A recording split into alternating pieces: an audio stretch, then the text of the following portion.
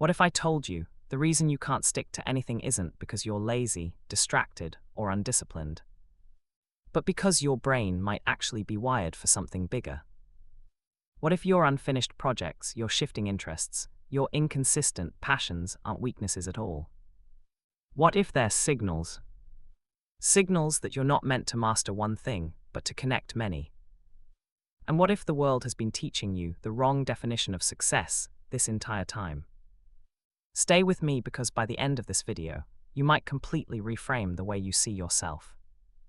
There's a psychological pattern hiding inside your so-called inconsistency. And once you see it, you can't unsee it. But first, we need to understand why you feel broken in the first place. Imagine this. You start learning guitar, you're obsessed for 3 weeks. Then suddenly you're researching business ideas. 2 months later you're deep into fitness. Then philosophy, then coding, then content creation. And somewhere in between you hear that voice, why can't I just stick to one thing? Sound familiar? If yes, comment ME below. I want to see how many of you feel this. From school to social media, we've been conditioned to believe success belongs to specialists. Pick one thing. Master it. Stay in your lane. Psychologists call this identity foreclosure when someone commits to a single identity early and shuts down exploration. It's often praised, it looks stable, it feels impressive. But here's the paradox. Research in creativity and innovation suggests something very different. In 2019, researchers studying high-level innovators found something fascinating. Many breakthrough thinkers weren't narrow specialists. They had diverse knowledge backgrounds. Leonardo da Vinci wasn't just a painter. He studied anatomy, engineering, physics, architecture. Steve Jobs combined technology with calligraphy and design philosophy. Even modern research in the journal Nature showed that the most innovative scientific papers often combine ideas from multiple disciplines, not just one. This is called combinational creativity, and your inconsistency, it might actually be your brain collecting raw materials. Now let's address the uncomfortable truth. Yes, part of your switching behavior is dopamine.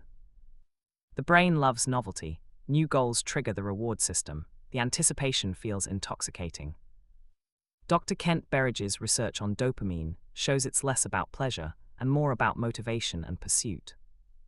That's why starting feels exciting, but here's what most people miss. The crash after novelty fades. That's normal. It doesn't mean you picked the wrong thing. It means your brain has shifted from excitement to effort. The average person interprets this dip as failure.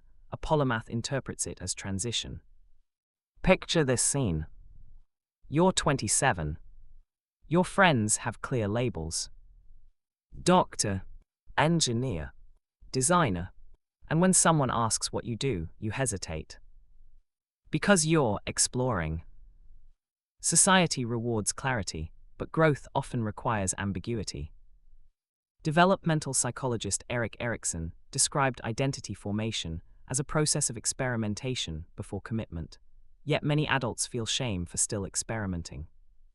But what if experimentation isn't immaturity? What if it's a strategy? Most multi-passionate people don't fail because they have too many interests. They fail because they treat each interest as a separate life. They start over every time. New Instagram. New skill. New friend circle. New identity. That constant reset burns energy. Here's the shift. Stop asking which one should I choose. Start asking, how do these connect? That question changes everything.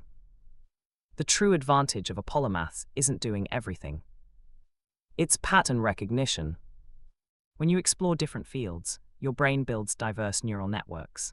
According to cognitive flexibility research, exposure to varied domains strengthens the prefrontal cortex's ability to make unique associations.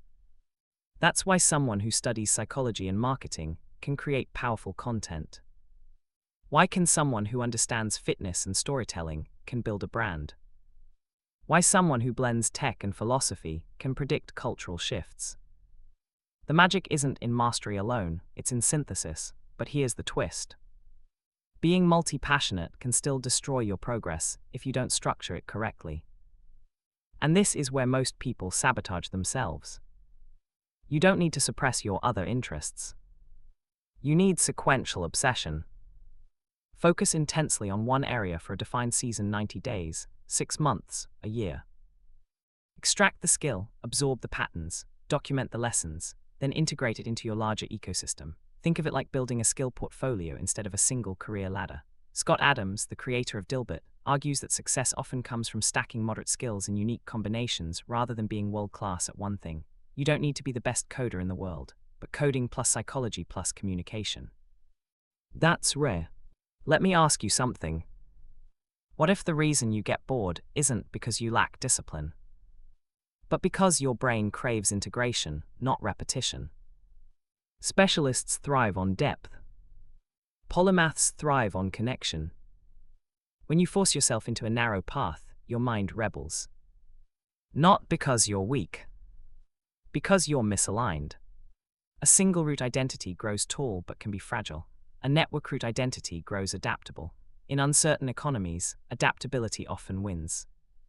This is not an excuse to quit every time things get hard. There's a difference between exploration and avoidance. If you leave the moment something becomes uncomfortable, that's fear, not polymathy. Angela Duckworth's research on grit shows that sustained effort still matters. The key difference: polymaths persist long enough to harvest skill before pivoting.